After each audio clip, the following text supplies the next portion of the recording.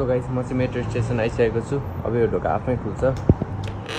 यत्रो ठुलो ढोका छ, त्यो पनि यसरी आफै खुल्छ गाइस। म चाहिँ अहिले मेट्रो स्टेसनमा आएको छु। यहाँनिर मेरो मेट्रो एक्ज्याक्टली भर्खर छुट्यो, 1 सेकेन्डले छुट्यो गाइस मेरो मेट्रो होइन। अब अर्को मेट्रो पर्खिनु पर्ने हुन्छ जुन चाहिँ 5 मिनटमा आइपुग्छ। यहाँनिर लेखिरहेको छ 5 मिनटमा अर्को मेट्रो आउँछ भनेर। त्यति बेरसम्म चाहिँ म यसरी नै बस्छु, हेर्दै गर्छु यहाँ के कस्तो छ भनेर। गाइस मलाई देख्न सक्नुहुन्छ यहाँनिर।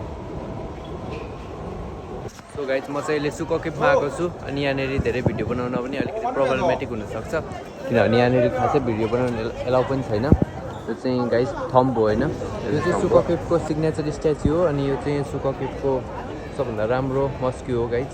सो गाइस म चाहिँ अहिले सुकोकेपको कर्निस भन्ने ठाउँतिर जाँदैछु। हाम्रो सुकोकेप मेन सुकोकेप चाहिँ सकिसक्यो। मैले त्यहाँ चाहिँ खासै धेरै भिडियो बनाइनँ किनभने त्यहाँनिर मलाई अलिक डर लाग्छ। यहाँ कतारको नियम अलिकति स्ट्रिक्ट छ। यदि कुनै कतारीले कम्प्लेन गर्यो भने हामीलाई 1 लाख कतारी रियालसम्म फाइन तिर्नुपर्ने हुनसक्छ, जुन चाहिँ नेपाली 40 लाखसम्म हुन्छ अनि 3 वर्षको जेलसम्म पनि हुनसक्छ। त्यही भएर मैले त्यो धेरै कतारी हुने ठाउँमा चाहिँ भिडियो बनाइनँ। अब म यहाँ खाली ठाउँमा चाहिँ बनाइरहेको छु किनभने यहाँनिर खासै कतारीहरू छैनन्, यहाँ बनाउन चाहिँ लिगल छ गाइस।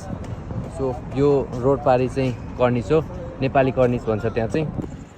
यो बोटको एरियामा म चाहिँ आज अलिक छिटो आएछु, त्यही भएर यहाँ खाली छ।